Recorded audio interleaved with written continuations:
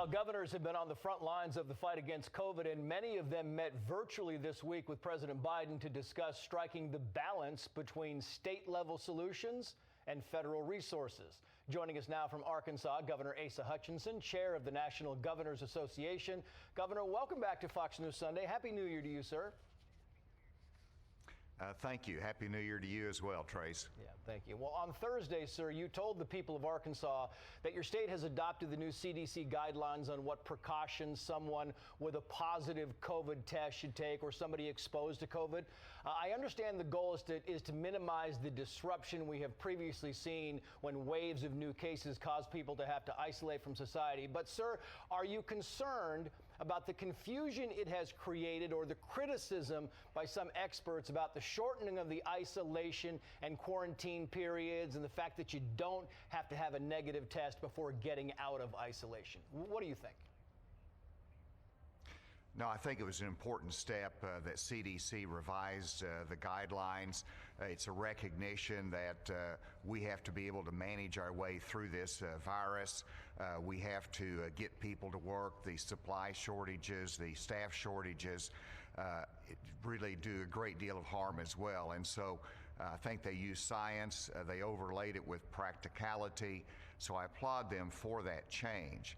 Now, I do think there is some confusion out there because you've got one set of rules for healthcare workers, you've got another one for those in the school systems, and now you've got one for the general public. I would like to see some harmonization of those because there's just a lot of information out there. We need to simplify it more for the public. And separately, you have states that are going away from those CDC guidelines altogether. Governor, on your call with the president earlier this week, you raised your concern that the federal plan for 500 million free tests not step on state efforts to get tests to their people. And critics hammered the president for part of his response. Watch this. I'll get your response. As you look towards federal solutions that will help alleviate the challenge, make sure that we do not let federal solutions stand in the way of state solutions. They said, thank you very much, Ace. Look, there is no federal solution. This gets solved at a state level. Yeah, I mean, that created some big headlines, Governor, and the president then tweeted this response to his critics, saying, quote, "My administration has the back of every governor fighting COVID-19 in their state. Last week, I rolled out a federal plan to tackle Omicron by adding vaccination and booster capacity, hospital equipment, staff, and more. We're going to get through this by working together." Governor, what did you take the president to mean when he said no federal solution? And in general, do you believe there is a robust role for the federal government to play here? What the federal government does well, it can use the Defense Production Act and maximize production of testing, of vaccines, and they use that very successfully. It's a tool the states do not have. But what the states do well is in the distribution. We know what is needed in our state, and we have to have flexibility in that. And so whenever you look at 500 million tests that the federal government is going to procure, that's fine. But I would encourage the administration to utilize the states in distributing those 500 million tests. We can do it more efficiently. We have to have flexibility to do it. And if you don't do it that way, then you're going to be in competition, because that's not an efficient way to distribute it by a website, by personal calls. And so there is a point of disagreement there, but this administration does back us up. And we need to have the flexibility, though, and I encourage, particularly in testing, give the states the flexibility to manage that distribution. And when the president said no federal solution, what did you take that to mean? Well, I think it's a little bit ironic. I mean, whenever you see the federal mandates on vaccinations, they have, in this administration, utilized federal power rather extensively, and that's one of the things we're in litigation about. So it's a little bit inconsistent.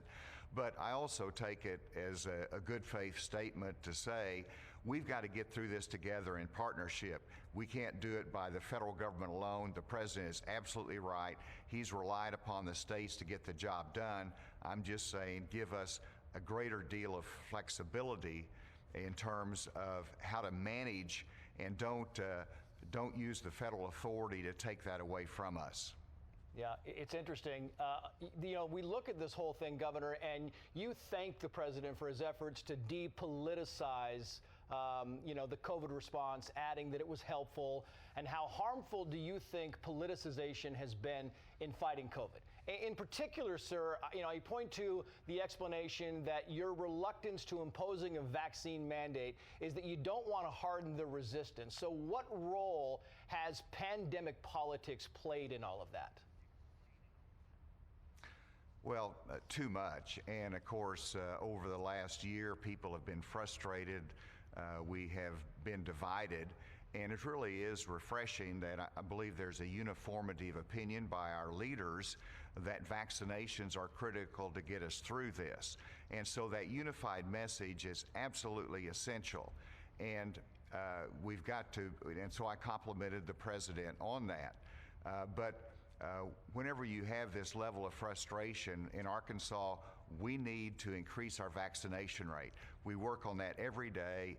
Every message ought to be consistent with the importance of that, and to demystify and to take away the political side of this equation, and that's how we get through it, working together. Yeah, you engaged in a debate of sorts, Governor, with then New York City Mayor Bill de Blasio last month, where, as I said, you argued against imposing vaccine mandates, citing, among other things, hardening the resistance folks have who, have so far refused. And you've held out vaccination as an important tool in defeating COVID, just like you just said. You even embarked on a statewide tour to try to convince your constituents, short of mandates. What do you think, sir, can be done? And what do you owe this hard, fast reluctance to? Well, there's a lack of trust in the development of it, and I think now we've got greater confidence, but whenever you had emergency use authorization, that caused some concern. But as we have greater experience, as we see the threat of Omicron, there is a greater consensus now than ever before that vaccinations are important. And so we have to continue to be consistent in it. One of the things that your previous guest, the Secretary of Education, said was that vaccinations have historically always been local and state driven. And so that is the point. At some point down the road, states can make decisions, local governments can make decisions, but it's never been at the federal government level. And that also has increased the distrust, the reservation, has hardened the resistance. And so what we're in agreement is on no shutdowns. We're in agreement on the federal-state partnership, but the federal mandates on vaccinations is inconsistent with that plan.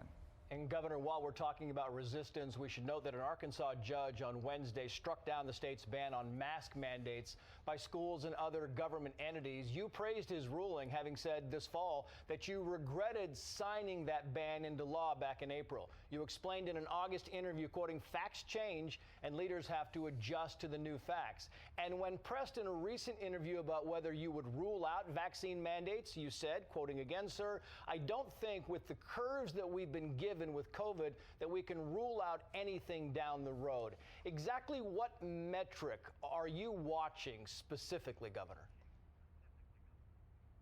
Well, first of all, in terms of the judge's ruling and the mask mandates, we don't have anything statewide. We're not doing that.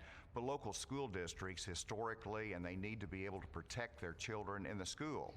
And so local school districts ought to be able to make those decisions, and that's what the judge's ruling said, and that's what I support. In terms of the future and the vaccine, right now, I oppose any vaccine mandate because there has to be a greater public acceptance of it, greater experience in terms of the use of it, and we don't know what is down the road, maybe not. But whatever decision is made, it should be done at the state and local level in terms of education, in terms of what we need. Hopefully, Omicron is the end of this, that it goes through very quickly in January, and we're going to get back to normal. But We don't know what the future holds, and if it gets worse, then we've got to look at solutions that are consistent with science and what the public can accept. Right.